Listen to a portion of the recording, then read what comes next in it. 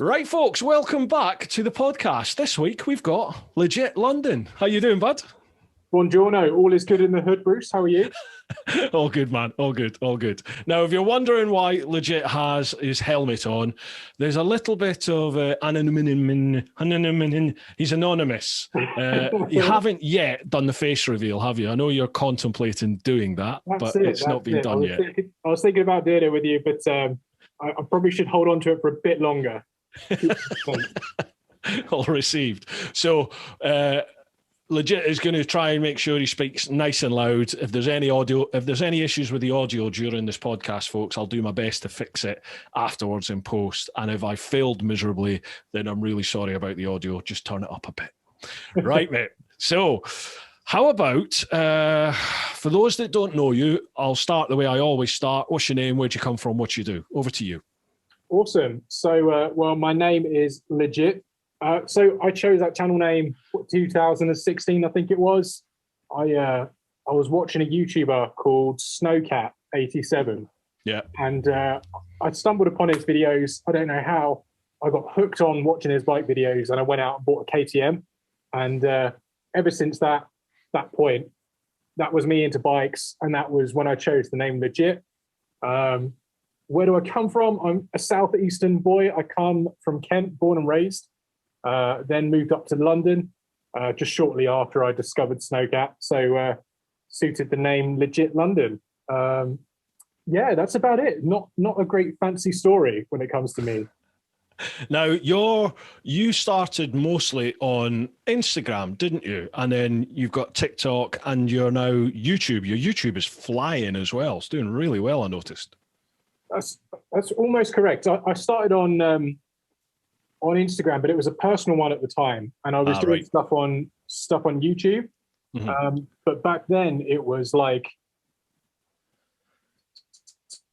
I've distanced myself from. I don't have anything to do with it anymore. It's road rage. So I used to like film on my way to work, like stupid stuff that would happen.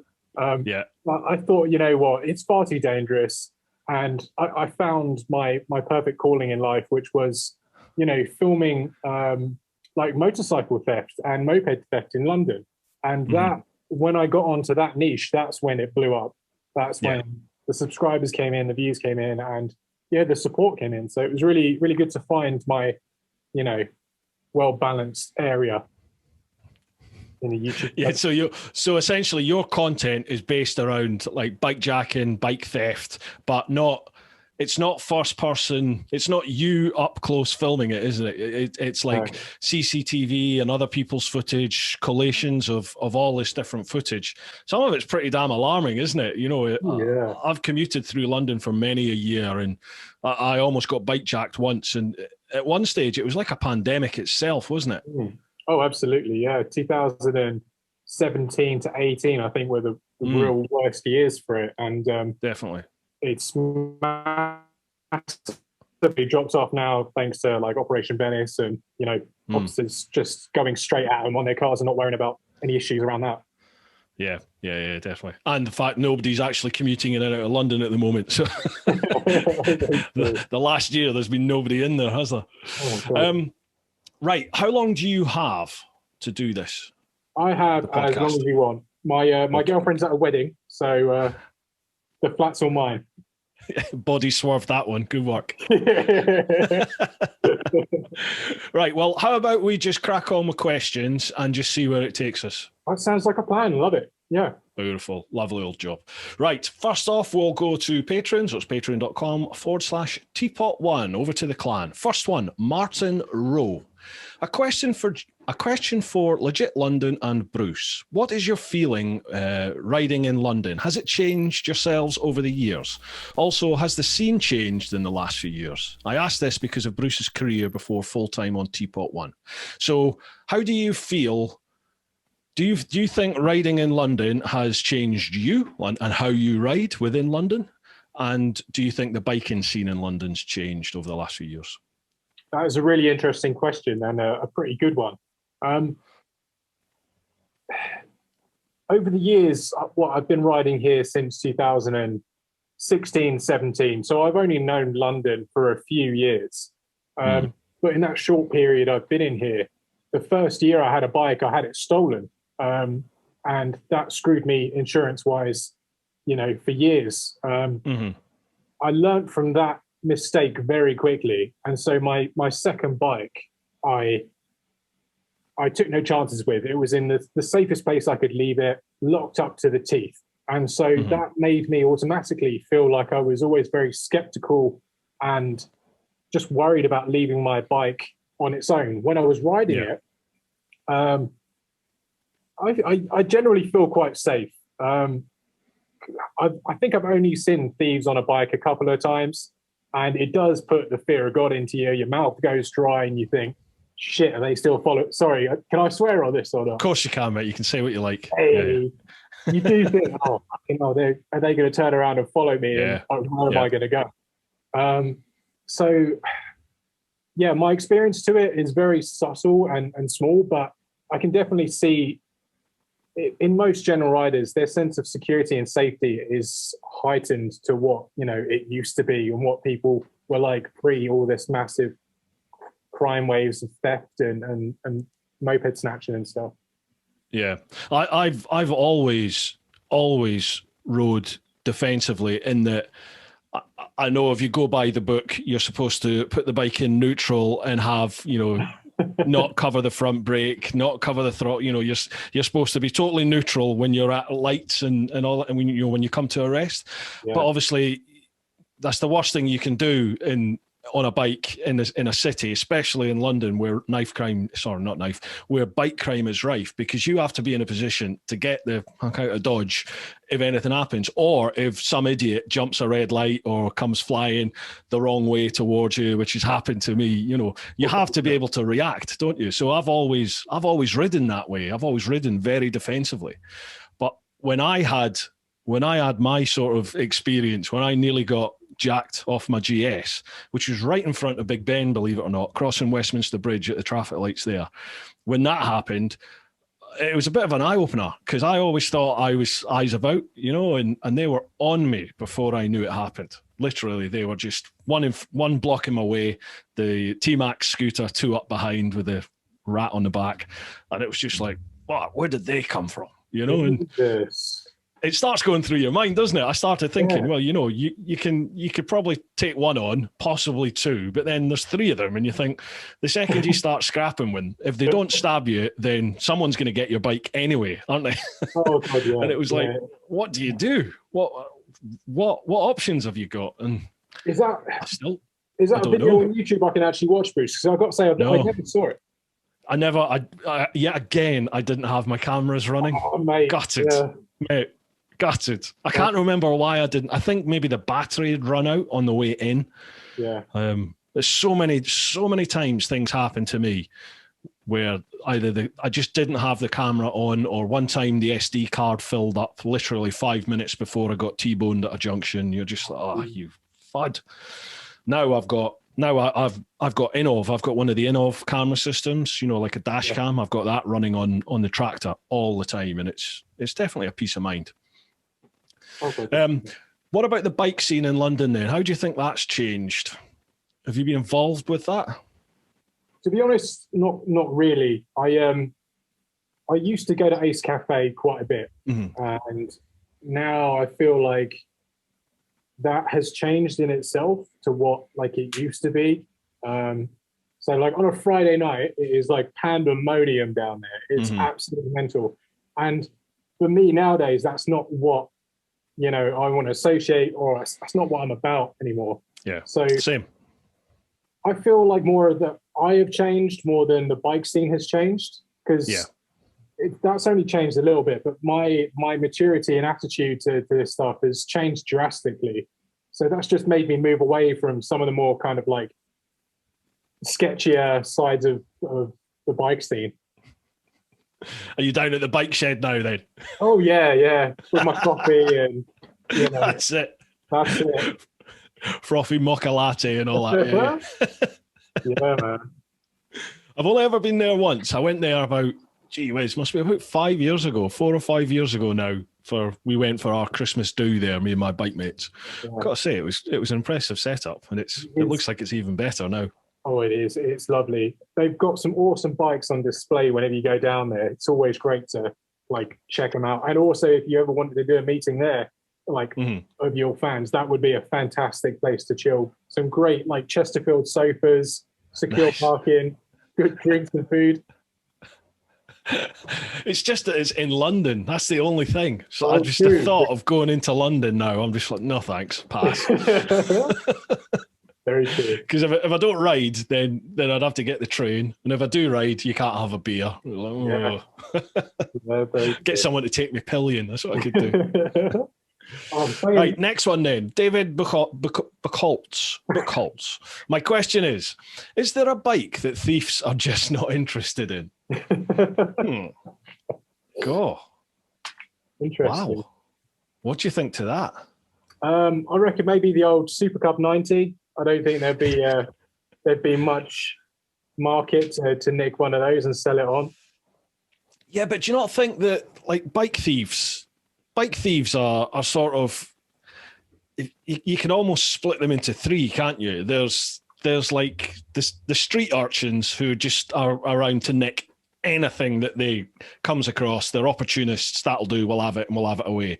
Then you've got I suppose the middle lot who are doing the rounds. They look at the parking bays and they'll have something away. They're probably the ones most people would come into contact with. And then you've got your high level ones who specifically target either a set bike or a model. They go out looking for a GS or the Panigale or, Speed Triple, something like that. They're looking for a specific bike and around there they find that and then boom, they target that one. Are they one and the same, do you think? Or do you think there are distinct different types? I think you're absolutely spot on. There's career criminals who will go out, like you say, target a bike. I know one guy that got followed back from Ace Cafe and his bike got stolen. Yeah. And kind of put two and two together. Some of the people, unfortunately, where there's bikes, there will be thieves. Yeah. And, when you've got a very nice bike and you're showing it off at a bike event, someone's always going to pay attention to it. And, if they follow you home and they see where you store it for the night, that's what they're going to be telling their friends. And they're going to come around at 3 a.m., angle grinder and take it away. And like you say, there's that other percent of just pure chances and opportunists. I did a video of a guy called Jack. I think last year he was coming back on his, I think it was a KTM Duke 390, and his CCTV camera captures him like coming down his road, pulling onto his drive, and as he's just dismounting the bike, three lads who were coming past and obviously wanted to nick his bike, saw it, ran over to him, jumped him, started trying to fight him and pull him off. And Jack was really quick thinking, managed to get his chain, like a chain with a padlock on the end, and just starts swinging. And, he hit a couple of them. That really shit him up and made him think, you know what, this probably isn't the best thing to do. He managed to push the bike over so they wouldn't push it away, and they all ran off. And I think he suffered some bruises, but at the end of the day, he was all right. And we did a GoFundMe for him and raised all the money to cover the cost of the damage. I think there's definitely a couple of types of thieves. Unfortunately, it's kind of bad as well when you're a motorcycle owner and you're walking around in London and you look at the motorcycle bays and you see like a V4S parked up with no visible security, and you think, Jesus, I hope to God that's got like a bloody good tracker on it, because it's going to take 2 seconds to snap that steering lock and put it in a van. Yeah, exactly. Yeah. And that's how they do it now, isn't it? For those big bikes, they come along with the van, pull up alongside, and it literally is seconds out. If it's a steering lock, you can just snap it.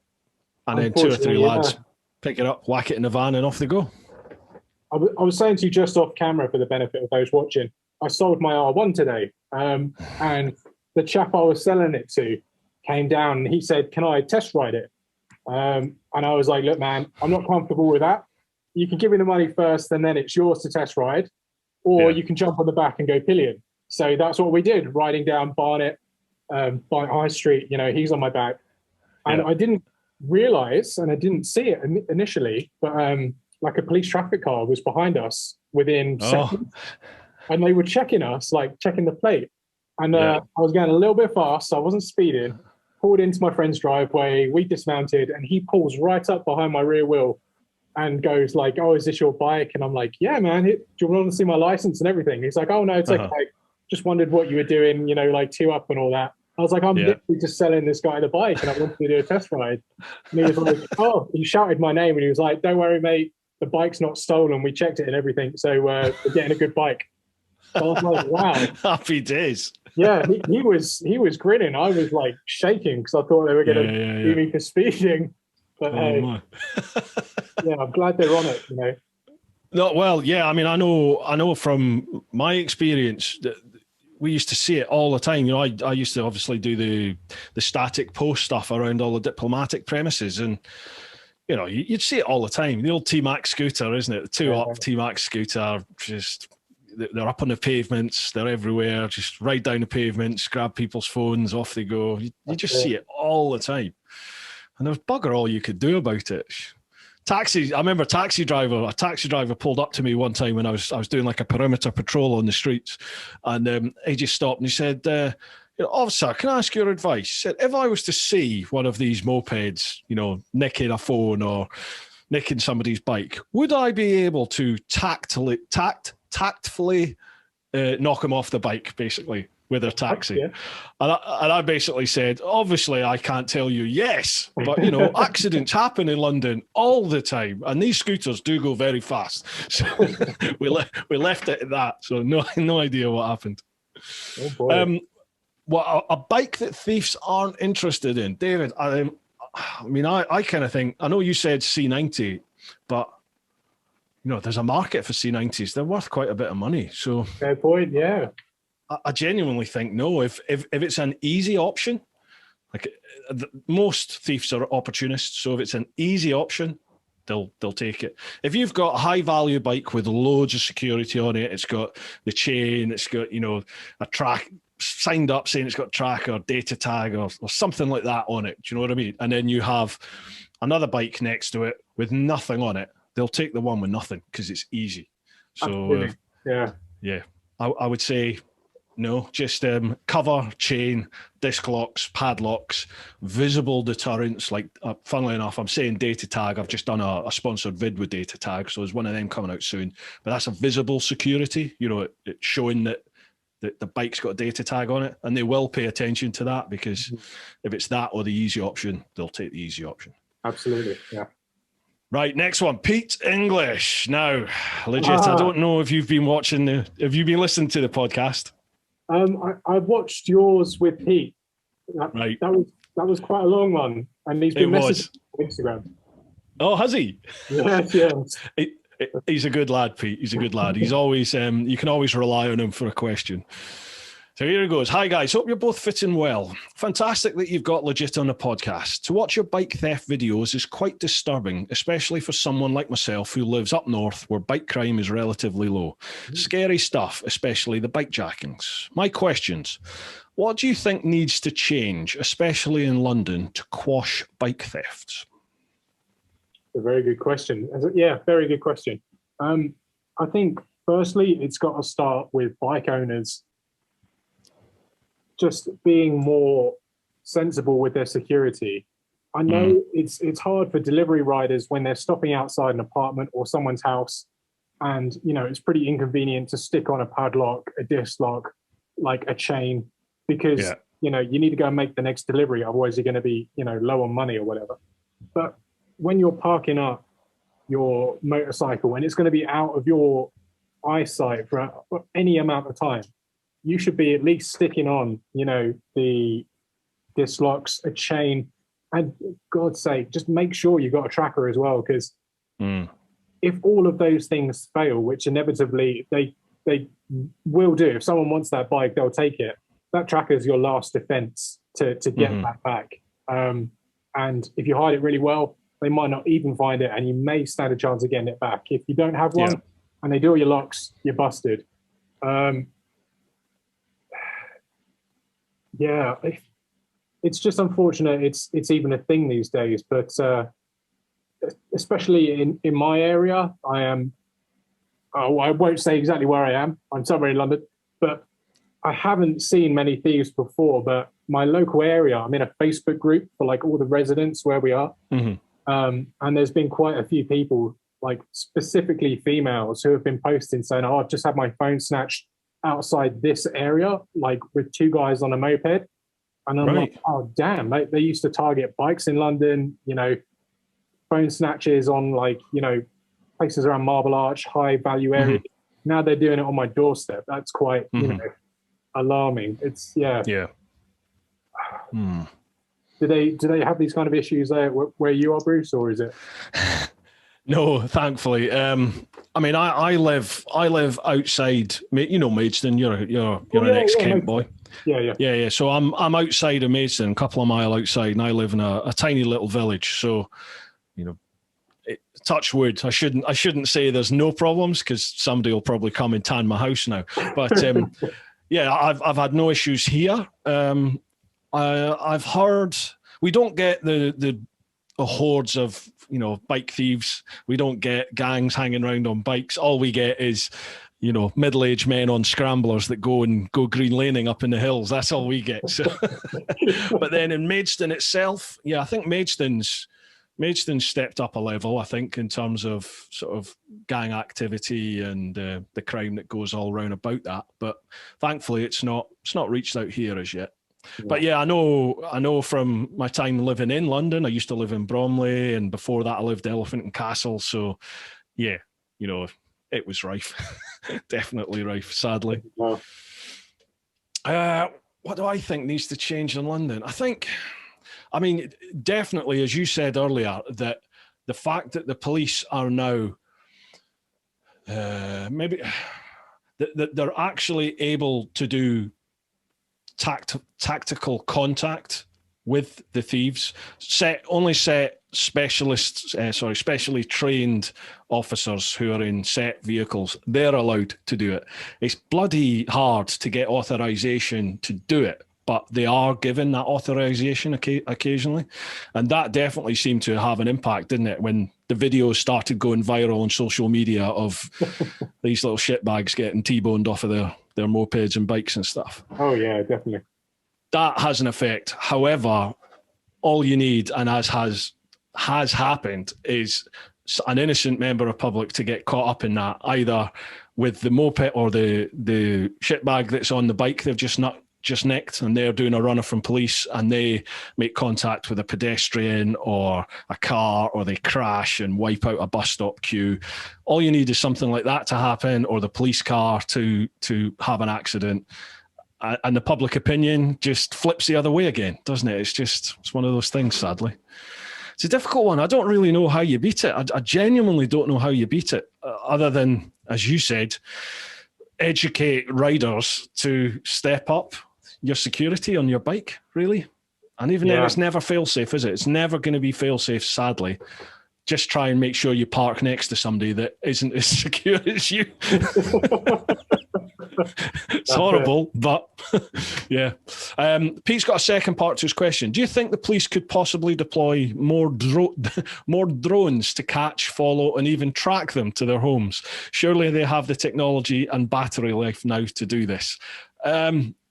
No doubt the technology's there, Pete, but that sort of stuff, I mean, it's surveillance at the end of the day, and it's sort of, that is more for very high level terrorism stuff and very high level crime, because you're dealing with all sorts of data issues, privacy issues, public safety issues, all sorts, aren't you? So yeah, they'll never just use that for effectively common or garden street crime.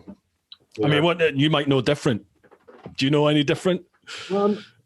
No, I was going to say, I know of the drone teams that they have, especially like the British Transport Police. They've got, you know, some for to be out like middle of nowhere where there's miles and miles of tracks. They can stick a thermal camera on it and just see if there's anyone or anything on the tracks. That's like brilliant. For central London, you've got City Airport. You've got a lot of no-fly zones around some of the prisons and stuff.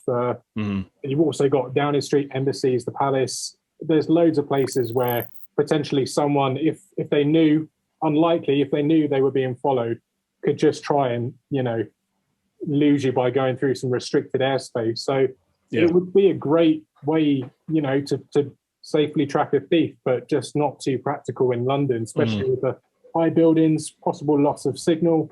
And then if you cut out with your drone, you've got a missile flying through the sky, could hit anyone, anything, you know. So, They are. That's the thing with drones. They're never fail safe, you know. And although there's some amazing drones out there that will track and follow, but they're never 100%. And certainly in built up areas, like Legit was just saying, especially in London, where there's, you know, the stuff that's flying about in the air from all these different diplomatic embassies, all the security zones, everything like that. There are all sorts of signals flying about, and you know, I wouldn't trust flying a drone through there. No, definitely not a chance. What's the story with CCTV in London then now? Because I know at one stage we had pretty much the best CCTV coverage going, and then it all stopped at one point. Most of the cameras weren't being used. But do you know what the state of play is now? I'm not entirely sure. Council-wide, I'm not entirely sure if like boroughs can, because of cutbacks and stuff, have had to lose some cameras, or cameras that have naturally come to end of life haven't been replaced. So, you know, footage has dropped that way. I'm not entirely sure. The area I work is within the GSED, so there are cameras absolutely everywhere. And I know there's been one or two issues with like motor vehicles and snatch and grabs in that area, and the CCTV has always been, you know, impeccably quick to find, locate, and track a suspect.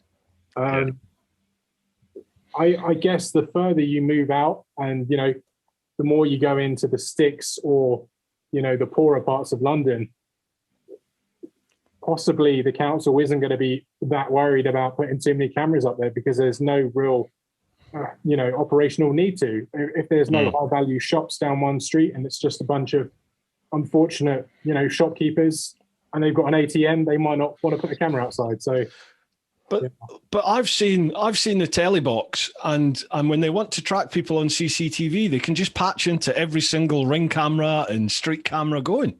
Surely, is that not how it works? That's amazing, but yeah, unfortunately, not everybody has a camera. That would be a perfect world. I think we're meant to be the most CCTV'd country in Europe or something. I think apparently so. Yeah. But yeah, there's saying that there's a lot of footage from ring cameras, like you said. There's a lot of footage I've had sent to me of one guy woke up at like 5 a.m. And he was playing the footage. I did a video on it, and he showed me the footage of two guys coming to get his Tracer 900 GT, and they lifted the lid, the cover, sorry. They're looking at the bike. They see the steering locks on. They're giving it a whirl, and he gets notified about it, comes out with a baseball bat and his son, and just starts screaming hell and fury. And these two little shits go off running. So, you know, the cameras are brilliant. It's just like when you really, really want one to be facing you, it's either got the quality of a potato or it's just been broken and it's not there. Yeah, definitely. Yeah, those ring cameras are pretty damn good. Yeah, we want to get one here. I want to get one in my garage as well, just, you know, as another level of security, basically. Definitely. I was going to say, so how does that work then with your content? Obviously, people contact you and send you their footage. Yeah, pretty much. Wow, man. So that's one way it comes in. Often enough, I'll see some stuff in the news, and so if it comes from the Met Police, they have like their press area on their website, and they'll upload footage onto that, which is free to use, like free publication. So I'll get that off, write up a script. There was one bank job that happened a few months ago, And I actually just thought, oh, fuck it. I'm going to go to all the locations these guys went on my R1 and film where they went in, where they went out, and do the route myself. Drive to the ATM that they robbed, drive past like the firearms station that they zoomed past with, and opened up the dye box, and fucking dye went everywhere. And just follow them back and do their route. And yeah, it's pretty good, especially when you've got really good footage from like a source, and you can do those kind of detailed videos. It's it's good. I unfortunately had a few people that come to me with like some footage that is just not, I can't take it on board and do anything with it, and I feel really sorry for not being able to help them, because I've had quite a few people think that coming to me with their their unfortunate theft will somehow help, because I've helped a few people. And yeah, some of the quality of them has just been too bad to even post. And I'm like, I'm really sorry, man, but just it's unfortunate. No one's going to watch this because you can't see anything, Yeah, that's the way it is. What do you find is your most popular videos then? Talking of views. So, ironically, where you had your bike jacking on Westminster Bridge, I had something very similar, like 5 years ago. I'm not proud of it. I was going along Westminster Bridge at the end of the day, singing to myself, and a massive group of cyclists, like teenage boys, doing wheelies in the road, going up to cars and like skidding out at the last second. They were coming across the bridge. Yeah. And, this one guy, I'm about to overtake this car and go in the chevroned area between the two lanes. Mm-hmm. This one guy obviously didn't like that. This little kid tries to kick me while I'm on my motorbike. So I see red mist straight away. I'm like, right, you little shit, fucking come back here. And I turn around and I try talking to him, and all of a sudden I'm in like everyone in like 50 teenage lads all cycling at the same speed as me, and I'm like, oh shit, how did this happen? Where's this kid gone that just tried to kick me? And all of a sudden 2 people take issue with me, and it was very tense and very interesting. I don't know how to this day I didn't run anyone over, I didn't crash my bike, or I didn't get stabbed, because it was so intense. And that's had, I think, almost 8 million views at the moment. So 8 million. Yeah. God, I'm doing the wrong blooming vids, folks. God. Sheesh. I don't think I've had, in fact, I haven't had 8 million vids across my whole channel. Oh man. Wow. Yeah, that's Jesus. That was the one that put me on the map, People saw that, people started coming. And that's the time when I realized, looking on the analytics on YouTube, I'm sure you're like, you find those keywords that people search for. And moped thieves was the highest rated keyword. So whenever there's a video of moped thieves, I know it's going to do well. I know if I can get a good storyline to it, a good result, and some good footage, it's going to be a winner. And usually it's up in the high numbers. I can make some pennies to cover the fuel that I've done, and they're the high earners. Blimey, man! Wow, I need to have a sit down with you, and you need to school me on all this for sure. Forget bike reviews. Nice one. Right, next one. Stuart Bailey. Hello, my 3 questions. Is keyless ignition a good thing? Oh, first question. That's an interesting question, because I'm just about to get a GSA, same as yourself, and when I've got the standard GS. I didn't do the adventure. Oh, just out of interest, why not? Because a GS adventure is just a fat GS. What's the point? I don't see the point in it. I don't need 300 miles worth of fuel, because I'll need a pee before that anyway, and my body will be killing me after 300 odd miles. So, 180 miles spanking it, 220 odd miles taking it easy, and a bike that's 30 kilograms lighter with the same engine. I'll take that. That's a very good point. Yeah, I can't argue with that, to be fair. I can't argue. That's a good Why point. did you go for the adventure then? It's more vanity. I love the looks. Yeah. And I can't wait to get it, put some TKC 80s on it, and just take it off road. Go to Salisbury Plains, have a blast around off-road, and then stick it on cruise control and come home. Yeah. And then the girlfriend can jump on the back, we can go to bike shed, grab some coffee, and it's just kind of like a jack of all trades. It is like a perfect utility vehicle, isn't it? And I know there's plenty of other adventure bikes out there, but it's the whole package that comes with it. You know, for me, I personally, I think the KTM's a far superior riding bike. I think it's better off road. It's better. It's more fun to ride on the road. The new Super Adventure S it's got the telelever suspension or the anti-dive suspension, so it feels like a GS. It's better engine, it's more powerful, but it's a KTM, and you're going to have issues with it. I had issues in the 2 weeks I had it, so it's just like, I'll stick with the reliable GS, and when something goes wrong, they just give you another bike, they take it, they sort it, bosh. That's it. Right, but anyway, keyless ignition, what are you thinking? I don't have much experience of it. I've only used it a couple of times whilst test riding those GSAs. I kind of like it. I don't know, going from a mechanical lock and knowing it's locked at the end of the day and you have to have the key or break it to open it. I don't know how much easier it is to hot wire that button and just bypass it that way. So I love the kind of ease of it, especially with my R1. It was fiddly as hell getting the key in there and unlocking it. Yeah. I love just then a push a button, but I don't know.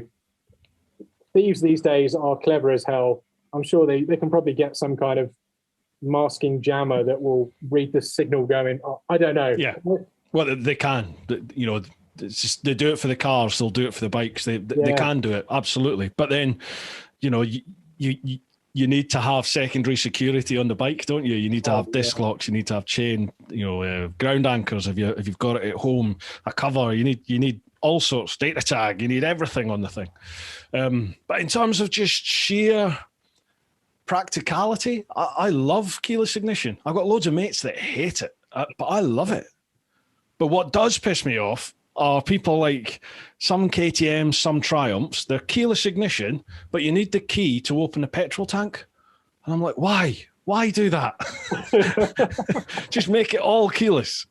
I've got the new Triumph Speed Triple 1200 RS at the moment. I've got that for a week, and I filled that up today, and thankfully that's a keyless petrol tank as well. So good work, Triumph. Good work. You listen to the moaning. We like that. Next one. Is a clean, tidy bike more at risk than an old, tatty one? Ooh. Theft. What do you think of that? I would say it's just down to what sort of security's on it, personally. I mean, is a dirty Panigale still a shit bike, or is it still a really fucking good bike just with a bit of mud on it?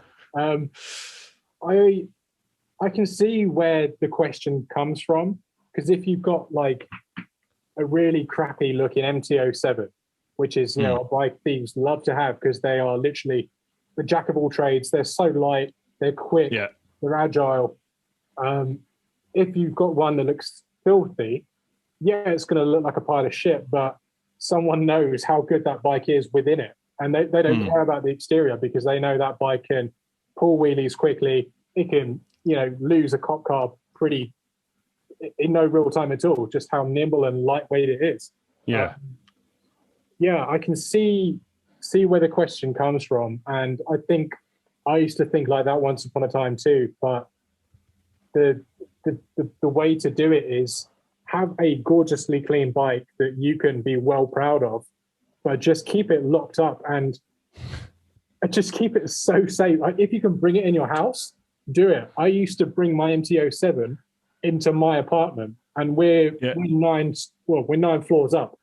So a couple of times in the early pandemic, I used to wheel it into the lift, press like 9th floor, come up here, and one or two times there was at like 5 a.m. there was an issue where someone would call the lift, and I'd be in all my bike gear with the MT-07 in the lift, and they'd open it, and I'd be like, "Oh, I'm really sorry." And I panicked once, and I said, "Oh, I had a flat tire, so I had to bring it up to the flat to do it up." And they just looked at me like, "What the fuck?" So I was like, "Yeah, just don't tell building management. We'll be fine. Yeah. Yeah, I think I remember seeing like one of your Instagram stories or something. I think it was a picture of you in the lift with a bike. Well, good work. It was mental. I think that question, a tidy bike more at risk than an old tatty one. I think again that goes down to depends on the thief, doesn't it? It depends what they're looking for at that time. Because the next part of his question, are thefts to order more common than opportunists? Oof. Cool. Sorry, Bruce, I can't comment on that one. I don't know. I've been out of it for quite a while now. What do you think? Thefts to order, are they more common than just opportunist? Okay, thefts to order. Sorry, my mic was being funny. I'm not entirely sure because, like I say, a couple of months ago, my friend had his R1M stolen. That was undoubtedly done to order. He was definitely followed home, and it was pinched. They recce'd it out. They saw what time he went to bed. They Google Street Viewed the area, no doubt, to see where the cameras were, and that's how they did it. But it does fall down, like we said, to the type of person that it is. High value vehicles are going to attract top of the notch thieves because they want that stuff. If you've got there's money in it. Exactly. Yeah. Especially at the moment because of the pandemic and with Brexit now, because it costs more to import parts in from abroad, specifically from Europe. So your European parts, they cost more at the moment. Your tires, everything, the price has gone up. So the value of secondhand bikes has gone up, and the parts has all gone up. Interesting you say that. I was speaking to Philippe from BMW Park Lane, and he was saying the exact same thing. He was saying because of the pandemic, silicone chips that they use to go in the GSAs and stuff, they haven't been produced because there was no one in the factories at the time. So now the secondhand market for a lot of BMWs is a lot higher than it used to be because those bikes are rarer, and so it's just driven up the market. So thieves are, if they don't know that, they know that now. So they're probably going to go out and jack a load of BMWs and get more for their bike. Yeah, absolutely. Sorry about that, folks. Yep, sorry, no, but I mean, I think people are under the illusion that thieves are just thick, and they tend to be quite switched on. They know where there's a demand, don't they? They're people at the end of the day, and they want to make as much money as they can. So if they're gonna go out and nick something, I'd imagine they'll try and look for the stuff that's going to give them the best return, whether that's a medium value bike where there is a much higher demand, or alternatively some go for the really high value stuff where there's a distinct market for it. So kind of got everything covered, folks. Oh yeah. Oops. Next one, Carl Laidlaw. Hi, Bruce. My question, is the length of the sentence given to bike thieves strong enough? It's usually a suspended one, and it seems it's only a prison one on the second time of getting caught. Oh, yeah, sentencing. It's a difficult one, isn't it, sentencing? Definitely. Sorry, go on.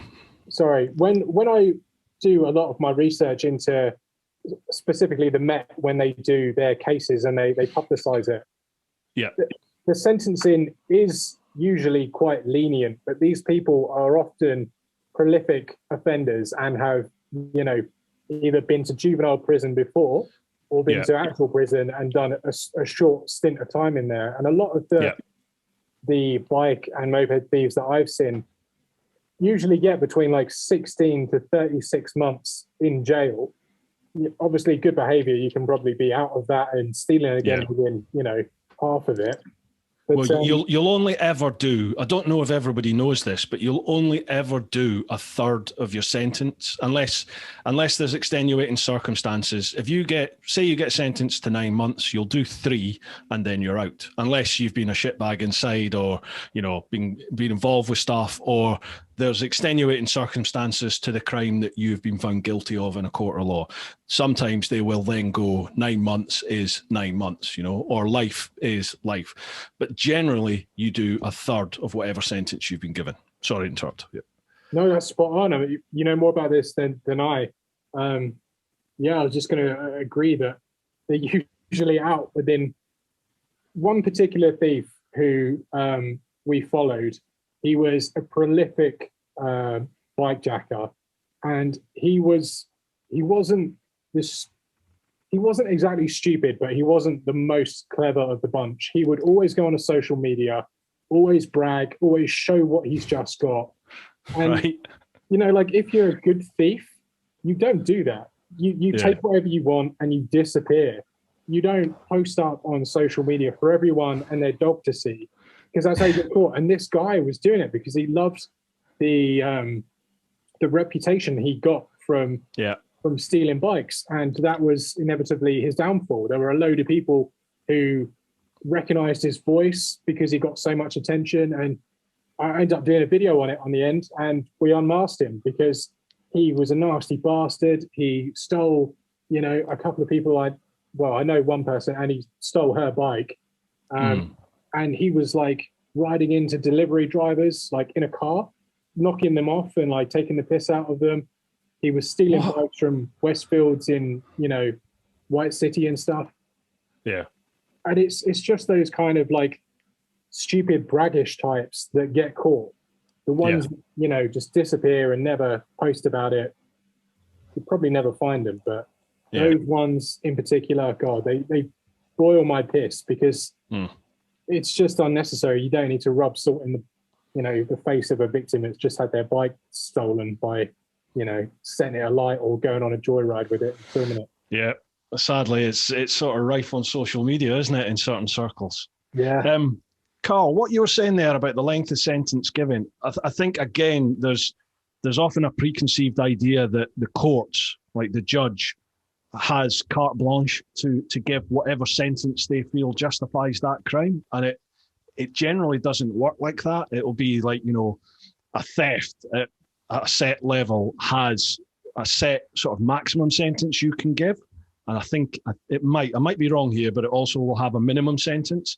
And then the judge can give anything in between those sort of values. And it goes like that all the way up to murder. And I'm assuming like the maximum things like treason and mass murder, they're probably the same. There will be an absolute maximum that can be given, which I don't know if the death penalty is still, because treason used to be death penalty, wasn't it? Right up until fairly, as in maybe the 80s or 90s. Yeah. You could get the death penalty for treason. I don't think you would now. But again, there may be extenuating circumstances for that. But the other side of things is if you get sentenced to life in prison, well, that doesn't mean life all the time, is it? It's like, I think it's 15 years or 20 years is a life sentence. But sometimes if they think the case is severe enough, they can go life being life. Life means life. So again, it all depends on what the range for a sentence is for the crime that they've been found guilty of. So I used to see it countless times. You know, you take some pretty horrible people to court and they'll get found guilty, and sometimes they wouldn't even get a custodial sentence. You know, they wouldn't even get sent down. They just slap on the wrist and off they go. But it all depends on what they're being tried for in the court and what the range of penalties are for that. But yeah, me personally, I think you should be chopping their hands off.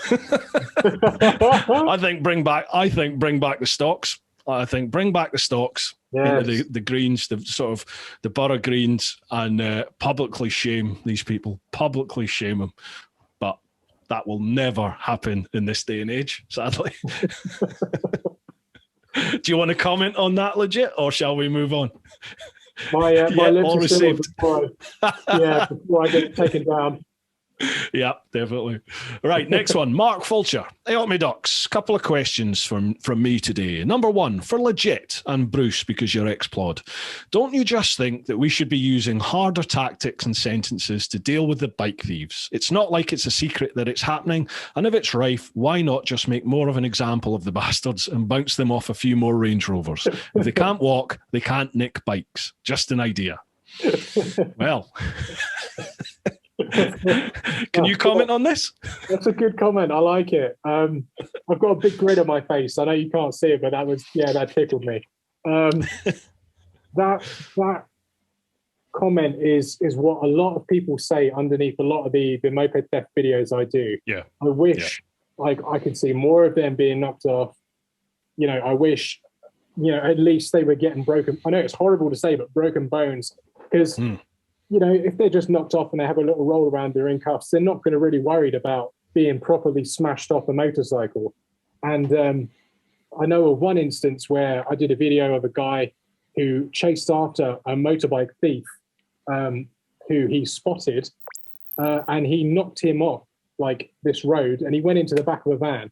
Now, the sound of him hitting the van was pure bliss, but, you know, he sustained quite severe injuries and he had to go to hospital. And so the police, although this guy was a shitbag thief and was on a stolen bike, had to do an appeal and say, you know, we know this guy is riding a stolen bike. We want to find out who this person was that knocked him off, because you know, you can't take the law into your own hands and be a vigilante and dish justice yourself. Yeah. And like we were talking about earlier, if that hadn't been like a member of public that had knocked him and sent him into the van, and the police had just been chasing, and this shitbag crashed into the back of a van, then although you'd be thinking, awesome, that's summary justice for the shitbag, unfortunately, the officers who were pursuing him, they're going to be under investigation, and probably 9 times out of 10 may be facing some sort of disciplinary as well because of that. And that, I know, I don't know if this is accepted, but I know it was the case in that a lot of officers out there just would not pursue at one stage. I think probably up until, was it about 15, 16, 17, when they brought in specifically trained tactical units to target the bike crime? Because officers were just like, well, you don't back us up anymore, so we're just not going to pursue them anymore. And it just got ridiculous. That really saw the explosion of crime in London, didn't it? Oh, massively, yeah. So I think that there's a multifaceted approach. Oh, I sound like management here.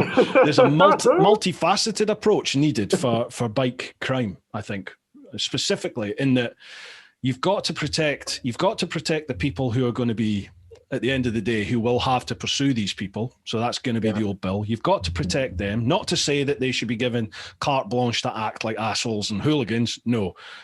You know, they're trained to a very high level, and as long as they act within that, fine. Yeah, they're going to have to be investigated to get that. But if you've been found that you've acted within that, happy days. You've also got to protect the public, because these shitbags don't care if they go on the pavement. They don't care if they jump red lights. And do you know what I mean? If you're just making your way home from work, or your missus, or you've got your kids in your car and you're going through a green light, everything's fine, and some guy on a moped comes through a red light from your left and T-bones you, you know, you've got to protect you, haven't you? You know, at the end of the day. So how do we do that? You know, it's a difficult one, isn't it? If we allow the old bill to chase the thieves, they're going to jump red lights. They're going to do everything they possibly can to get away. That puts members of the public into danger. It's a difficult one. I don't know what the solution is. I saw an interesting article in MCN, and it was a police commissioner from Northumberland, I think it was. And she was saying all new motorcycles must be fitted with trackers. All right. I thought that was really interesting. I saw a lot of people in the comments were like, oh no, I don't want a fucking tracker on me, you know, telling them every time I speed. At the same time, it's like, you know, a double-edged sword. Okay, just don't act like an idiot, and then your bike's really safe. Because if then all motorbikes had trackers and they weren't easily identifiable, they were built into the motorcycle somehow, you know, the success rate of thieves stealing a bike and keeping it and being able to sell it for parts is going to drop massively, because our chances of getting it back are going to be way higher. Absolutely. It always makes me chuckle when people say that they say it about, you know, trackers on bikes, the dash cam system that I've got on my bike, you know, obviously it's recording all the time, and people are like, oh, I don't want to be tracked. I don't want people to see what I'm up to and what speeds I'm doing, where I'm going. And I'm like, you've got a mobile phone in your pocket. That's the easiest thing in the world for the old Bill, just to, it's a little form, access that, and you can access all the information that shows them where you've been, what mass you've triggered. That's how they find people. So, it's just a sort of dead end argument to me that I don't want to be tracked. Well, sorry, you are tracked. It's it's just the way it is. What tracker do you have? Is it Monimoto? It is, yeah. I did some work with them a few months back as well. And my friend took his bike, his K1300, he stashed it in it and went riding around London. And I gave him 20 minutes and tried to find him. And hats off to the company, because it did pretty well. The only time I couldn't find him was when he went into an underground car park just by Tower Bridge. And it sent me its last ping. It was going in intervals of like 1 minute. Mm-hmm. So I could kind of see his average speed. I could see where the last ping was. So, common sense goes, okay. Speed, time, distance. Yeah, speed, time, distance. Where could he realistically go that would be out of cell coverage? And so there were 3 car parks. I went to all 3, and on the third, I found him. So, that's how you can kind of get around these things. But I learned from that it's not a fail-safe, Mm-hmm. If you could go to an area where there's 101 multi-story buildings with car parks underneath, and it would be impossible. So I kind of, I watched some videos and I went and bought an RF tracker. Mm-hmm. So it's originally designed for tracking falconry, but you can track it up to like 20 something miles away. It will go through car parks, concrete. It's literally the same technology that is in Bike Track and Automatic Centrac. Mm-hmm. But I mean, that's a paid service. I've got my own unit and tracker, and I could find my bike or anyone else's who has an RF signal coming from their bike. So it's pretty cool. Do you do any work with stolen motorcycle recovery? That London company that specialise in recovering stolen bikes. I've reached out to them a couple of times. I've said, mm-hmm. guys, give me a shout if you ever have a recovery. But their work is, some days when I'm on days off, they might not have nothing at all. And other days when I'm at work, they might have like 20 bikes and, go out to get them. So it's very hard to kind of match up a date. Yeah. Because I might say I'm off today and I'll go and sit with them in the van and nothing will happen. So I'd love to, but, I've thought about getting them on the podcast, actually. I listened to them on... Do you ever listen to the Chasing the Racing podcast? Chrissy Rice and Dom Herbertson. Do you ever listen to that? It's really, really funny. Good bunch of lads. Chrissy Rice is the national stock 1,000 champion, and Dom Herbertson's a road racer. He's done TT and loads of stuff. Right. And they had the chap from London's stolen motorcycle recovery. They had him on, and it was really interesting to hear, what they were getting up to and just their take on it. Really very analytical, much like yourself. There's a lot of thought that goes into hunting their prey, and they seem to be quite successful at it, which is good to hear. They're good guys. Talking of tracker, sorry to interrupt again. Talking of tracker, do you get a kickback from Monimoto? Do you want to give a shout out for your link? Oh, thank you. I have no idea what the link is off the top of my head, because I'm very prepared for all this stuff. But I do. Where do people go then? Sorry, mate. Where do people go to find it? Oh, so on my channel, there is a video which is called "Tracking a Stolen Motorcycle in London," and that's the video. And down in the description, you can get a discounted. I think it's only like 5% off of a normal price, Beautiful. But it's still 5% off of like 170 quid tracker. Cool. So if that tickles your fancy, please feel free. Right then, folks, what I'll do, if you're listening to the podcast, have a look at the show notes. I'll find the link and I'll put that link in the show notes. And if you're watching the video, check out the vid description and I'll make sure it's right up near the top there will be the link for the Monimoto tracker. 5% off, was that right? Beautiful. Happy days. No problem at all. Right, Fulch has a second question for us both. The problem I've faced this week, when getting to the bottom of the cereal box and you get all the broken crumbly bits, are you a tip it in the bowl type of guy and don't waste any of it? Or like me, fish out the good bits and chuck the broken crumbs in the bin? Keep up the good work, gents, shiny side up. You must be some sort of maniac if you just pick out the bits. All the dust and everything at the bottom's the best bit, surely. I agree. Spot on. Yes. He's not right in the head, is he? Fulch, you're a nutter. I'm sorry, mate. Yeah. Definitely. I like it when usually when you get all the dust and everything at the bottom, that's the best bits. I love all that. That's what I've got in the cupboard. That's what I had this morning. And when you get to the really dusty part of muesli, it's great. It's great. Absolutely. Yeah, definitely. See, Fulch is northern. They're weird up there. They're weird. They call buns like cobs, and they don't have sauce with bacon, and they're just not right up there. Anyway, next one. Brian McManus. Hi, gents, and all listening. Hope life is as shiny as the sun today. Cheers, Brian. As a rural idiot, if I was riding in London or any bike theft hotspot, what could or should I look out for? Keep her lit. Okay. So things to look out for when you're riding in hostile territory. One thing I always look out for, and I can't remember the name or brand of the helmet, but I always see them associated with thieves, and it's that all black half face helmet that comes up, and it's got those red box. Roof, something like that. I think so, yeah. Whenever I see them, I'm like, thief. But not everyone's a thief. But a lot of them wear it because it looks like a fucking devil. And you're like, okay, mate, whatever. Just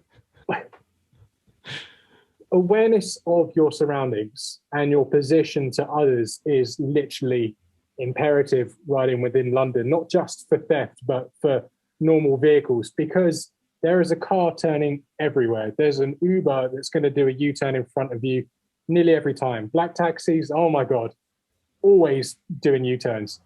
So keeping a good eye on your mirrors, always, we're meant to check them anyway, but just keep doing it because it's always good to know what's behind you. And if you see, a shitty bike coming up with two people on it, I am always skeptical. I'm always like, okay, what's my next route? Where do I go from here? If there's traffic in front of me, am I going up onto the pavement? Am I filtering down traffic? Like, what am I going to do? So always have a plan as well.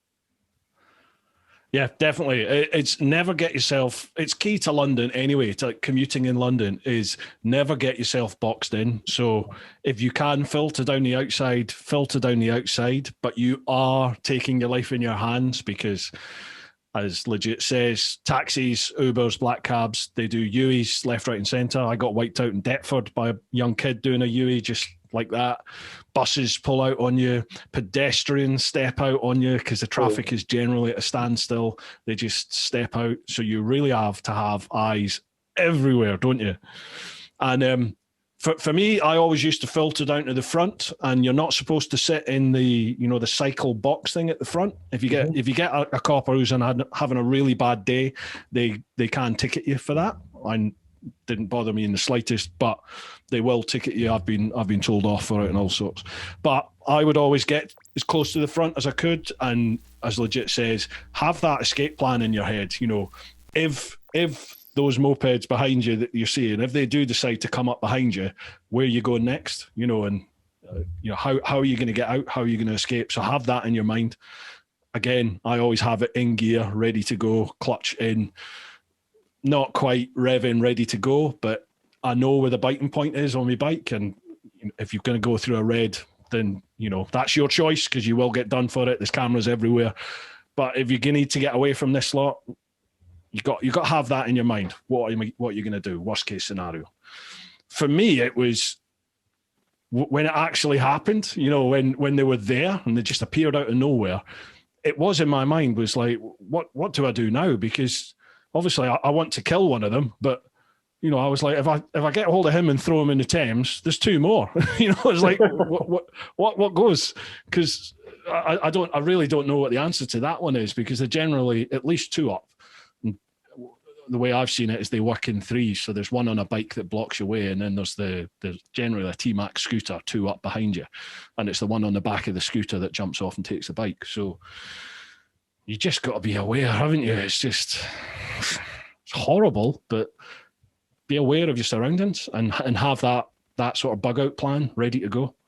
Yeah. Fortunately, how bad's that? Yeah, it's bad. Yeah, fortunately, that kind of theft is quite low. Looking at it statistically wise, thieves aren't, as much as they give the bravado that they're hard and they'll fight you. They don't prefer trying to jack someone off the bike while it's running. I know they can get the keys, but it's much easier and safer for them to do what they want to do when you've left the bike, you've parked up, absolutely gone. So that's another point to really kind of think. What would I do if I was a thief? Would I go for the, motorcycle parked in a secure car park that no one can hear if the alarm's going off? I could be down there at 4 a.m. all night. No one's going to hear me out in the street because I'm in a gated, car park. Or am I going to pick the motorcycle out on street level underneath a lamppost where everyone can see me and everyone can see me when the alarm goes off? So parking your bike is just as important to think about when you're riding it. Absolutely. Yeah, that's a good point, actually. Yeah, I'm sorry, folks. I don't want to put the fear of death into people that are thinking about riding into a city.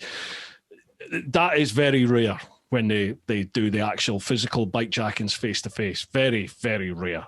As Legit said, it's generally the parking side of things. So, best advice there, as you said, is make it as unappealing as possible for them. Like, put a disc lock front and back, put a chain with a padlock, put multiple chains on if you can, put a cover on it, have data tag on it, visible, that data tag sticker that I always used to peel off because I thought, oh, that looks crap, I don't want that on my bike. The whole point of that is that it's a visible deterrent. It lets them know that your bike has, it's got biometric security on all the parts. So without that sticker, they don't know that, so they're just going to nick the bike, aren't they? Just make it as unappealing as possible. Yeah, park it next to a bike that's not got anything. That's what I would do. Right, cool. That's all the Patreon ones. We've got some Instagram ones now. Are you all right for time, pal? Yeah, absolutely. I'm good whenever you are. Okay. Right, so we'll pop across to Instagram, and that's at TeapotOne Insta, and I'll put links for all of Legit socials as well in the show notes in the vid description. First one, Tina Wheatcroft Webb. Will the interview be with his helmet down? Yes. Yes, it is. Very sorry. That's the way it's going to be. Dave G. Motoman, he says, nice photos. Did he take the photos then? Do you know Dave G. Motoman? I've no idea. A very good photographer friend of mine took those photos. Right. Or I think that the one that's pinned is the front one. She's a bloody good motocross photographer. Gotcha. And we went to Marble Arch, literally spur of the moment. Within seconds, there was a traffic police car pulling up behind us, telling us to jog on, and managed to snap a really good photo. So I was really proud of that. That's like my profile picture for nearly everything. My wallpaper on my phone as well. It's pucker. It's beautiful. Some of the influencer type accounts that are out there now on Instagram and TikTok and everything like that. The photography is fucking amazing. It really is good. Some, obviously a lot of it is done by a third party, but there are other ones that are obviously being taken by that person, and you're just like, geez, I wish I had the eye for that shot. It's fucking amazing. Oh, yeah. Anyway, sorry. Nick in Knutsford. Do either of you ever bump into Royal Jordanian? Oh, I've had lots of people ask me about Jordanian. Do you ever bump into him? I only ever saw him once. I never said hello. I was way too shy.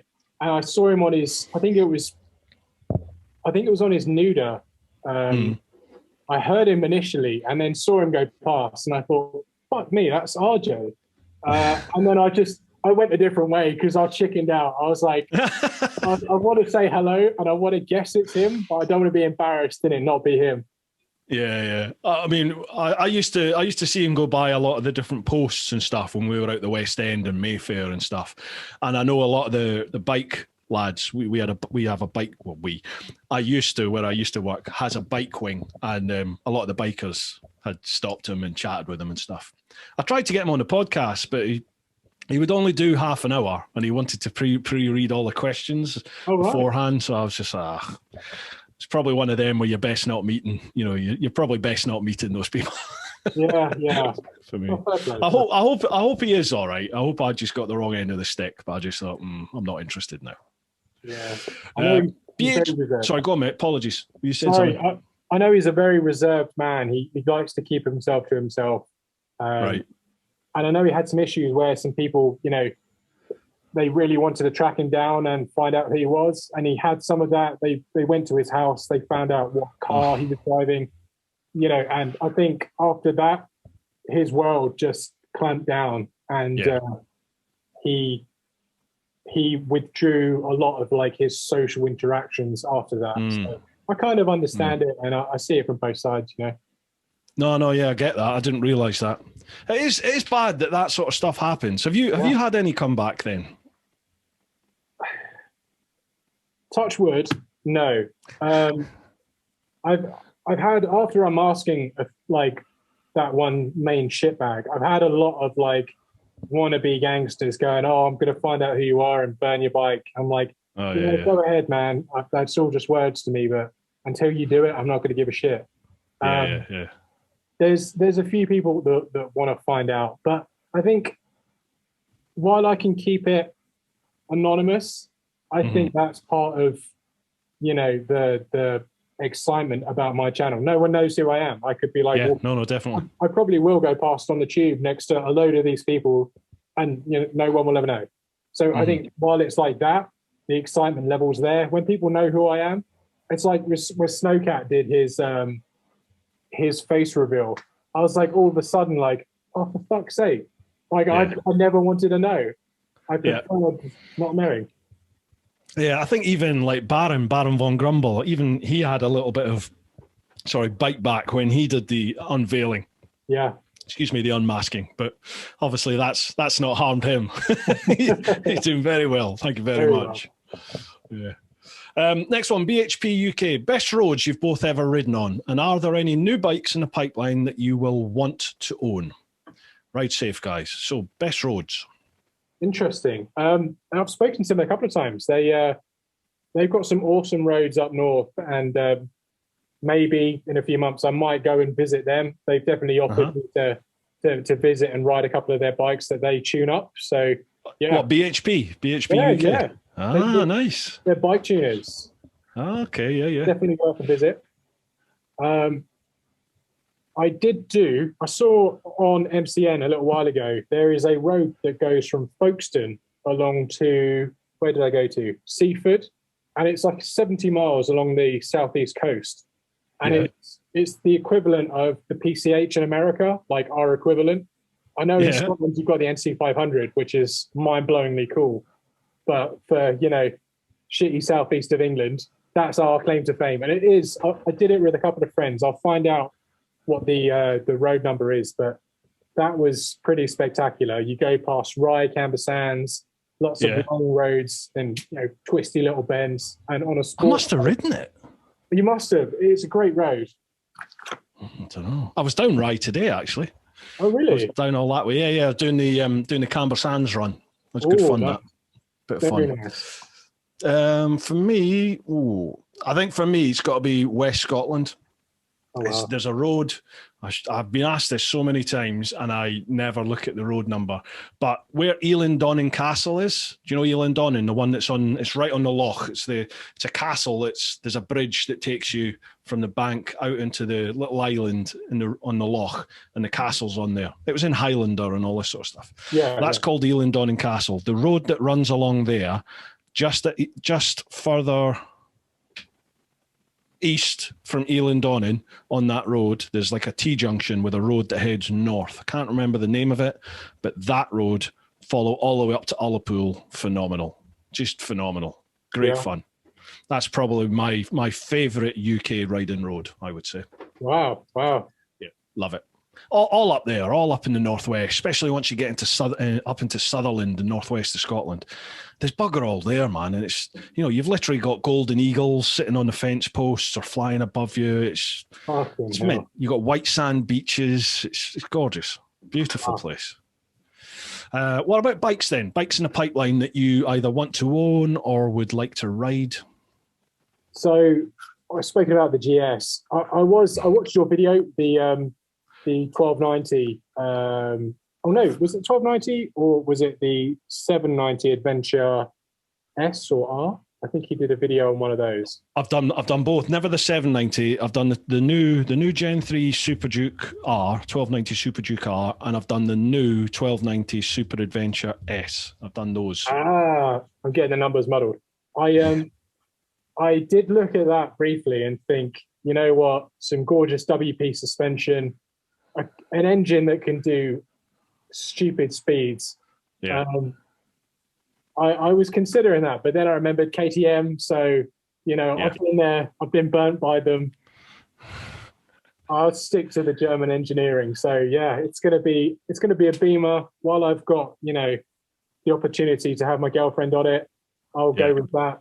I've been quite obsessed with the Tenere 700, the T7s. I absolutely adore those bikes. And with the like Dakar, like Paris Dakar kind of like style fairings you can get for them. Yeah. Fuck me, they look so cool. Crash bars, kitted out like a Dakar bike. Oh, yeah. I've never ridden a Tenere, never. Yeah. I need to sort that. I need to find a Yamaha dealer somewhere and try and get my hands on one.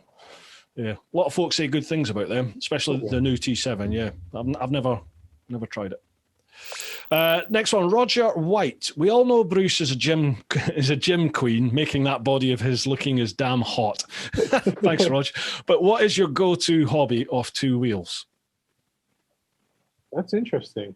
I won't be too specific because then I could give myself away. I used to play cricket quite high up for where I was born. So like Southeast, I used to play cricket quite well there. I won't say much more, but yeah, I fucking love cricket. And I don't think you can class it as a sport, but just like walking through, like, is it rambling or like just going like off piste and going, oh yeah, talking about piste, skiing. I fucking love skiing. Wow, I thought I was really boring then, but I pulled it out of the bag. Yeah, skiing is one of my other fortes. I fucking love it. Where'd you find the time? Because genuinely, I struggle to find time to do anything else. And this is my job. So between writing and editing and doing the podcasts, I struggle to find time to do anything. Good, yeah, good point. I've got to agree. But luckily, the job I'm in, while all this has been going on, they've given us like not required to attend. So my shift pattern that I was on is even now smaller. So I don't even work the same amount of days I used to. So that's more time off. One thing I wanted to ask you, because I got into a point where I was like uploading videos quite frequently, maybe like once a week. I was fucking knackered, putting in the hours on Final Cut Pro, coming back, to the flat after riding on the bike all day, downloading the footage, sorting it all out. Like, how does it ever take you away from enjoying the ride if you know you've got to make content for it? Yeah, I'll be honest. Yeah, it does. It does. Yeah, and I used to ride every single day just because I rode for work. I'd ride in and out of work, and I'd just done my bike course before it all went fucking horribly wrong. So I was riding all the time, and then coming to this, I would say on average I might get to ride a couple of times a month, possibly now. So it does take some of the, or it would be very easy for it to take all the enjoyment out of it, because the only time you're out is when you're filming. You know what I mean? And I'm saying it's work. People are going to be like, "Oh, my heart bleeds for you," but you are constantly thinking, "Do I have that shot? Has the audio worked?" Because fucking GoPro audio is shit. It's so unreliable. You get home after filming and the audio is either not there or it's intermittent. And, God, there's all these things running through your head. Have you got the right shots? Have you got the right content? And then now I'm starting to pick up sponsored vids. So, Again, some people hate them, so you put all that work in and you get nothing but abuse for the vid. But then with sponsored vids, you have to make sure that you're giving them what they're paying for at the end of the day. So there's all that side of stuff. I love the process. You know, I really enjoy editing. I really enjoy getting the footage and making the story from the footage. So for me, it's almost like that is now an addition to writing because I enjoy the actual process of making the vids. And what I've found is you also have to set aside time just to go riding, whether that's by yourself or with your mates, no cameras, just ride and enjoy it, you know? Like what got you into all of this in the first place? Just to sort of reconnect with that and enjoy being a biker. That's been a massive help for me. Definitely. And then also I had Chase on Two Wheels on here, and I was chatting to him, and he was saying to me, it was like a light bulb moment. He works Monday to Friday, and literally it gets to, I think, 6 p.m. at night, and he stops. That's him. It's literally down tools, and I'm done now. I'm spending the evening with my missus, or I'm going to go away with my mates. And for me, it was like, I don't get that because I'm doing like 20-hour days, 7 days a week here and still not got enough time to do stuff. And he was like, yeah, you need to have that. You need to find where the balance is because otherwise all you're going to do is work and something's going to suffer there.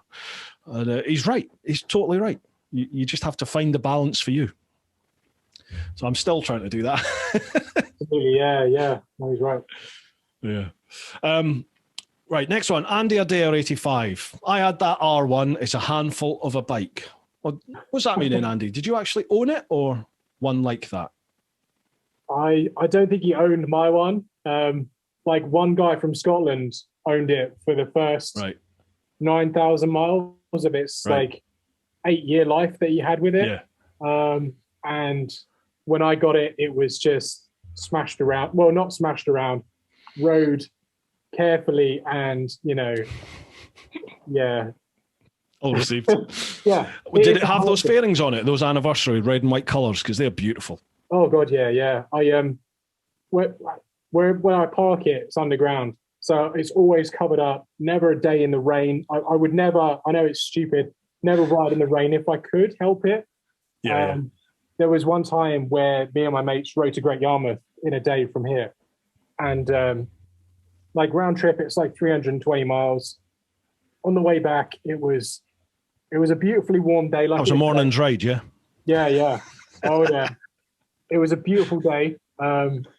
We bombed it down there. I was in full leathers, I was blistering hot. Coming back, it starts raining, like torrential rain. And I'm fucking soaked. We hit this roundabout. I've seen my mate Martin on his like Z900, takes it beautifully, carries on going. I'm in the middle. My friend Oki on his 2015 R1's just behind me. And I'm like, okay, we're a little bit quick. I don't condone speeding, but it's like almost triple digits hitting this clear roundabout on this straight road. And I took it was dangerous, but risk assessed it. Yeah. And took the corner. Yes, yeah. Took the corner, and all of a sudden I felt my rear wheel just slide out, and the next second out of the peripherals I saw the back end of my bike, and I was just like, it was all slow motion. I thought, fuck me, this is it, this is the end. I am gone. My bike is going to go. And I managed to pull it out and just keep going. So I was very lucky with that, thank fuck. So jeez. Yeah. After that, I was on a mission to make sure I rode safely and respectfully, Mr. Officer. Yeah. I think we'll draw a discreet veil under that one. Next one, last one of Instagram, Wiz War. My question, what do you think would be the solution to stop the spread of motorcycle theft? Is it gadget-wise or direct actions or improvements? Continue the good work, both of you. So we have chatted about this, but have you had a chance to have a little think? How do we stop it? You know what? I don't know about stopping it, but when you have those like ideas, you're in the shower, you're bored out your mind, and something just comes to you. Like it happened to me the other day. I was I was just thinking it would be awesome to have a device that you could fit on the bike. You know, in some jewelers, you have those systems where they press the panic button and just fucking clouds come down, like smoke goes everywhere. I was thinking it would be awesome to have something like that combined with, you know, a really loud alarm, but that just bellowed out tons of fucking smoke, so they can't see what they're doing. Everyone's going to turn around and think, why is that bike on fire? Like, you're just going to see smoke pluming from it. I was thinking something like that would be pretty cool. I know it won't last forever because the smoke would run out, but yeah, it's like the, you know, when the cash and transit boxes, when they break them and you get the dye that all comes out. The trouble is, though, would that also damage your bike? So if it stopped the bike theft, would it not damage the bike as well then? Possibly. So you come. My idea was literally just smoke, like just not smoke. Colored dye or anything, just lots of smoke to make a massive kind of, you know, eyesore. Hopefully they'd shit themselves and think, what's going on? And that could give you the you know, little chance. Yeah, they don't want it. It's not a bad idea. Why has nobody made that then? Sorry, mate? Why has no one made that? Oh, I don't know. I was going to keep it a secret, but now I've come out with it. Someone's probably going to go and patent it tomorrow. You need to get to work now, man. You need to get to work. Get it out there. I think that could, I think that could work, you know. Yeah. No reason why that couldn't. It would accompany all your other security. So you'd have all of your other stuff as usual, your trackers, your logs, your change covers, but just something that they don't expect. And no one expects to, you know, try and break a steering lock, then all of a sudden have tons of like white, thick smoke billowing out all over the place. It's just gonna disorient and just shit them up. So hopefully that could be the one like little time that they just leave a bike, because like what the fuck else has it got on it that I don't know about? Yeah, exactly. Oh, you could be onto something there. Let's fast forward a year, folks, and we'll see. Someone out there must grab it. Right, mate, that's the Instagram one. So have you got time to do Facebook? There's 7 or 8, no, maybe actually 4 or 5 left on Facebook. Yeah, why not? Yeah, absolutely. You all right with that? Beautiful. So that's facebook.com/TeapotOne. First one, Nicholas Montanen. Right. Thanks for this tip. The tracker part was interesting, as the one I've been using so far has made some changes. Their payment schemes have made it unattractive to use in the future. What tip? What tip was that? Oh, was that your tracker video? I'm assuming he's watched your tracker video. Possibly. I'm unaware of the issue he's had though. Yeah. Sorry, Nicholas. I don't know if it sounds like you're answering somebody's question, but the Facebook comments are weird. It just whacks them up in any. Let me try and put them in all comments. Sorry, apologies, mate. I don't pre-read any of these, so they're a bit of a shock to me. There we go. Right. So first question is Jason Johnson. I bet a chat with Royal Jordanian would be interesting. Yeah, I think I replied to that already. Oh, yeah. I tried to get him on, I'm afraid, Jason, and it doesn't look like it's happening. Kim Bone, I have to ask, is he going to have a pixelated head in your video? A lot of people asking. I could take the helmet off, but it would give you a fuckload of work to like pixelate this face. So... Right, it's up to you. If you want to take the lid off, I can blur it out. It's easy. You must be hot as balls in that helmet. You know what? It's like 28 degrees outside. I got the aircon on. I got the fan on. I'm in shorts under this, and now my cat, who is also very warm, has sat on my lap. And yeah, it's all warm. Everything. Right. Your cat makes an appearance in a lot of your Instagram stuff, doesn't he? He does, yeah. He looks cool, man. Is he the white one? White with the black? Yeah. Yeah. Oh, he's awesome. His name's Yabby. Labby? Oh, Yabby. Y-A-B-B-Y. Yabby. Named after a drug, because when we got him, he was absolutely mental. So we called him Yabby.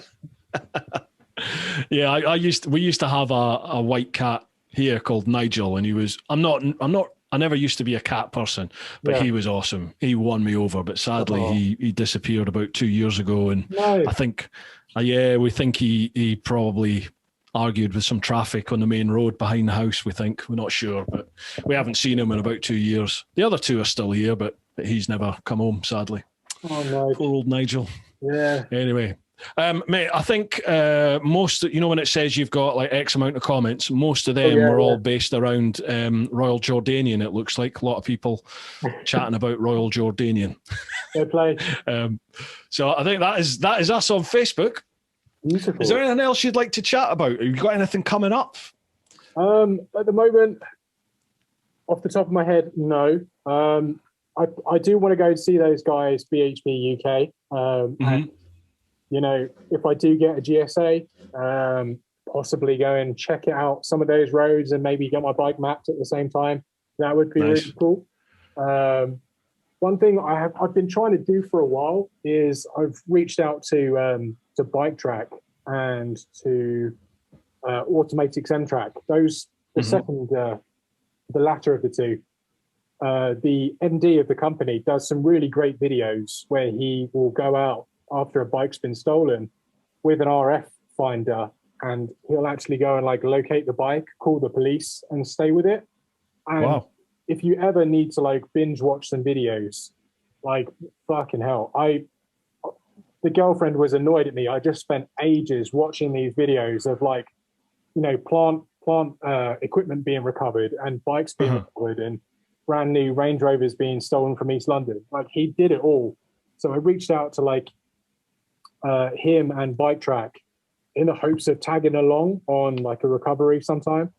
And unfortunately, I got through to the MD of Bike Track, and he said basically it's something that couldn't really be done because it's very unpredictable, which I keep bumping into, which is a real shame, because I'd really love to like be involved in that and document the recovery process on a stolen bike.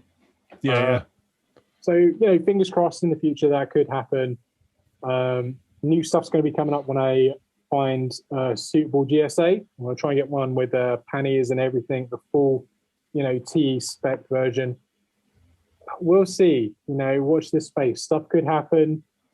Hopefully just good stuff, nothing bad. But yeah, how about yourself? Apart from being able to test ride like tons of awesome bikes and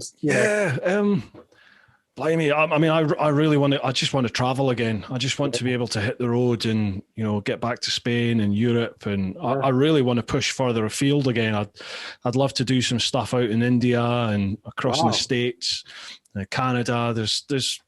I've got quite a wide sort of community that follow the channel, and I would just love to be able to get over there and meet up with some of them again. So, because obviously I did the world trip, but the vast majority of my sort of community has come on board post the trip, well after, really only in the last 5 or 6 years. So I would love to get back out and hit the road a little bit and meet up, even if it's just a week away somewhere at a time. And so there's all that I want to do. The podcast is going from strength to strength. So getting, like yourself, getting some great guests that are coming on. So I want to keep pushing that. And with my vids, I'm constantly sort of, it's weird. I get criticism from it from my own established community. Some people don't like different styles of editing. So I constantly try and change it to try and find the one that's going to, it's going to trigger the algorithm and get it moving. Because it's slow, but secure growth for me. It goes up about 1,500, 2,000 subs every month, but there's rarely a big massive spike, and I just got to keep trying to figure out what's going to conquer the world. We'll see. I remember when you said you were leaving the job and you were going to do this full time, and a part of me was thinking, fucking hell, that takes absolute guts to do. But you can tell from your videos that you're doing, you've got the determination for it, and you're just going to keep growing, man.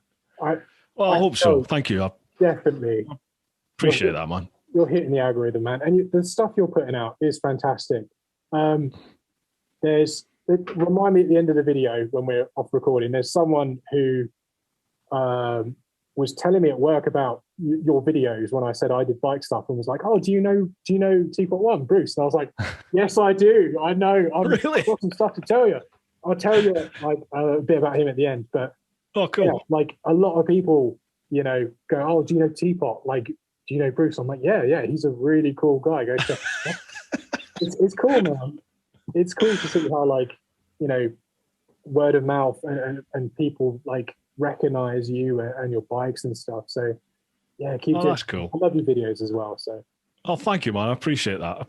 I really enjoy the whole community side of it. I genuinely do. I love it when people come up and say hello, and you know, that for me is, it's kind of what the whole biking thing's about, isn't it? It's that sort of camaraderie that we've got anywhere in the world. If you're on 2 wheels, 3 wheels, whatever, if you're a biker, your family and people just help you out. I love how that all works. Absolutely, yeah. Right, dude. I think that's probably us then. We've got no more questions left here, and you must be melting in that because I am in here. Jeez. It's great you don't have smell-o-vision because I fucking think. Jump straight off the tube after selling my R1. Nice. Just got back here, and yeah, my cat's even fucked off because he didn't want to part with this. So yeah, I'm very warm. I can't wait for a shower. All right, dude. Are there any shout-outs you want to give before we call it a day? You know what? BHP UK, to you guys, thank you very much. They're always showing me loads of support whenever I post anything. My usual gang of friends, I've got so many to name, but I'm in a lot of groups with them. You guys know who you are. Thank you so much for supporting me. And to Pete as well, thank you so much for, you know, suggesting I come on the podcast as well. It was great watching your interview with Bruce. Fucking loved it. Ah, cool. Oh, Pete English. Nice. Yeah, Pete English. Yeah. He told me to say a name, but fucking, of course, I've forgotten the name of. But yeah.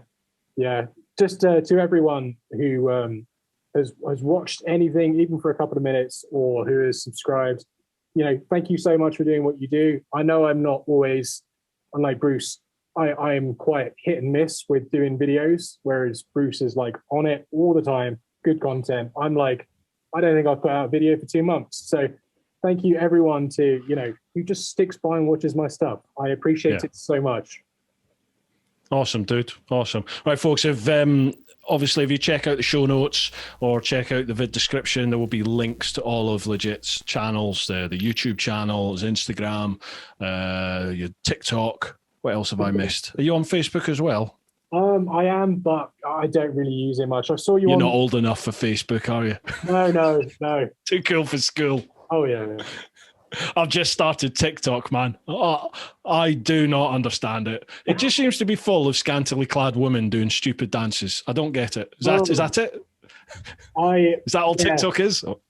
I don't go on it for that pure reason. Like, there'll be bikes and all of a sudden someone dancing, doing like a stupid move in a really small top, and they'll get millions of views. That's the only reason I go on TikTok, is to look at scantily clad ladies. That's it. It's the only reason. Anyway, folks, I'll put all Legit's social links and everything down below. Make sure you give them a like, a follow, subscribe, thumbs up, watch the vids. Right, dude, thank you so much for coming on. I really do appreciate it. And hopefully we'll be able to meet up in person and maybe get something underway. Do a bit of a collab if we can, do something. That would be absolutely brilliant. I'd love that, honestly. Yeah. All right, bud. You look after yourself, man, all right? Thank you so much, Bruce. No worries. Folks, hope you've enjoyed this one. Keep on doing your thing. Look after those that you love. But remember, get on out there and live your life. Woo-ha!